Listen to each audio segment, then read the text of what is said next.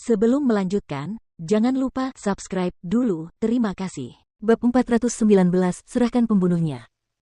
Huang Xiaolong tidak mengucapkan sepatah kata pun saat dia berjalan ke kursi utama dan duduk. Bahkan, orang bisa mendengar suara jarum jatuh dalam keheningan yang pekat itu. Huang Xiaolong duduk diam dan tidak melakukan apapun untuk memberitahu Wang Dingzi bahwa dia bisa berdiri, jadi Wang Dingzi tetap berlutut tanpa berani bergerak sedikit pun. Udara dingin yang mengancam dari Huang Xiaolong menyebabkan suhu di aula turun drastis.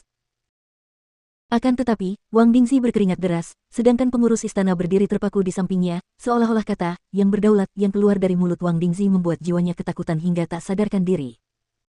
Dalam hitungan detik, suara gemerisik angin datang dari berbagai arah ke aula utama. Tidak diragukan lagi, suara-suara ini adalah para penjaga istana yang bergegas mendekat, siap mengepung si penyusup.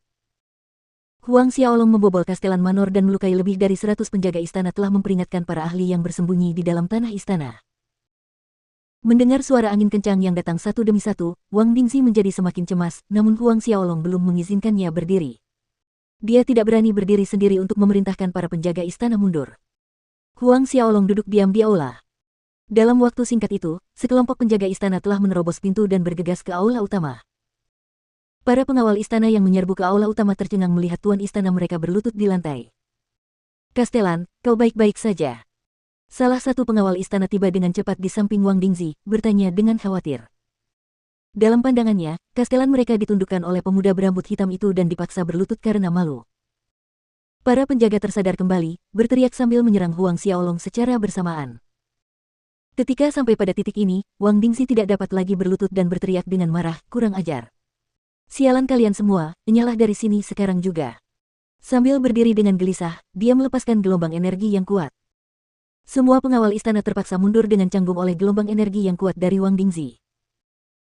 Penjaga istana dan pengurus yang paling dekat dengan Wang Dingzi adalah yang paling menderita, menerima benturan paling keras, tubuh mereka terlempar keluar dari aula utama. Keduanya pingsan sebelum menyentuh lantai. Para penjaga istana yang diserang oleh Wang Dingzi berjuang untuk bangkit dari lantai.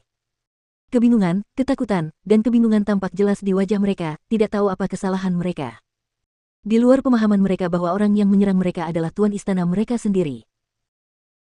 Pada saat berikutnya, mereka menyaksikan Wang Dingzi dengan cepat berlutut lagi di hadapan Huang Xiaolong. Mereka tidak menyadari identitas penguasa dan secara tidak sengaja menyinggung penguasa, mohon berbelas kasihan dan ampuni nyawa mereka. Tepukan tangan yang keras bergema di benak para pengawal istana itu, keterkejutan tampak jelas di wajah mereka saat pupil mata mereka beralih ke pemuda berambut hitam yang duduk di kursi paling menonjol di aula utama. Berdaulat. Penguasa gerbang Asura mereka. Huang Xiaolong hanya melirik Wang Dingzi dari sudut matanya, berbicara dengan nada rendah, "Aku menemukan sesuatu yang sangat menarik pada hari pertama aku tiba di kota Enigma." Sesuatu yang sangat menarik. Jantung Wang Dingzi menegang karena gugup. Huang Xiaolong melanjutkan dengan nada bicara yang sama, "Beberapa murid kultus Dewa Kosmos melecehkan seorang wanita muda di restoran tongkat keberuntungan. Salah satu murid gerbang Asura kami mencoba menghentikan mereka, tetapi dipukul sampai terluka parah oleh murid-murid kultus Dewa Kosmos itu. Selain itu, murid kami dipermalukan di depan umum, dia disuruh menjilati jari kaki murid-murid kultus Dewa Kosmos itu. Ketika pasukan penegakan hukum Gata Asura kami tiba, mereka tidak hanya tidak membantu saudara sekte mereka sendiri, tetapi juga bersembunyi dan mengawasi di balik layar." Keringat bercucuran di dahi Wang Dingzi bagaikan hujan musim. Suara Huang Xiaolong bergema pelan di aula, yang membuatnya semakin menarik adalah, setelah para pengikut kultus Dewa Kosmos itu diberi pelajaran olehku, para pengikut pasukan penegak hukum gerbang Asura benar-benar berlarian seperti anjing yang setia, menerima perintah dari para pengikut kultus Dewa Kosmos dalam upaya untuk menangkap aku dan para pengikut gerbang Asura lainnya, ingin melemparkan kami ke dalam penjara bawah tanah. Pada saat ini, wajah Wang Dingzi sudah pucat pasi, seolah-olah semua darahnya telah terkuras habis. Pada saat ini, dia akhirnya mengerti alasan kemarahan Huang Xiaolong, mengapa aura pembunuh yang keluar dari tubuh Huang Xiaolong begitu ganas. Penguasa suatu sekte hampir dijebloskan ke penjara oleh pengikut sektenya sendiri. Lidah Wang Dingzi menjadi kaku, tidak tahu harus berkata apa. "Wang Dingzi." Huang Xiaolong tiba-tiba membentak. Rasa dingin menjalar ke sekujur tubuh Wang Dingzi yang berdaulat. "Apakah kota Enigma milik gerbang Asura atau milik kultus Dewa Kosmos?" Huang Xiaolong membentak pertanyaan itu pada Wang Dingzi. "Kota Enigma adalah milik gerbang Asura kita." Wang Dingzi menjawab dengan takut, hatinya bergetar hebat. "Kalau begitu, katakan padaku, mengapa seorang murid kultus Dewa Kosmos berani memerintahkan pasukan penegak hukum gerbang Asura kita di hadapan khalayak ramai, tepat di bawah hidung kita, di kota Enigma?" Mengalahkan murid-murid gerbang Asura kita, mempermalukan murid-murid gerbang Asura kita. Tanya Huang Xiaolong tanpa ampun. Ki Asura yang mengerikan melonjak di sekitar Huang Xiaolong, menyelimuti aula utama Kastelan Manor dengan aura pembantaian yang menyesakan. Ketakutan melumpuhkan semua pelayan, pembantu, dan penjaga di halaman istana, merasakan tekanan luar biasa yang menyelimuti mereka. Wang Dingxi masih berlutut, menahan napas saat wajahnya semakin pucat.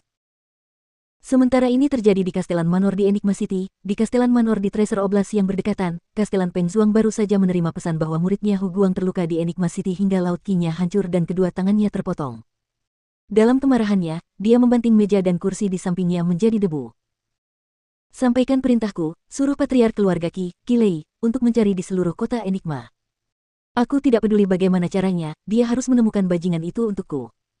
Jika dia melarikan diri, aku akan mencabut keluarga Qi-nya. Raungan Peng Zhuang menggelegar di seluruh istana.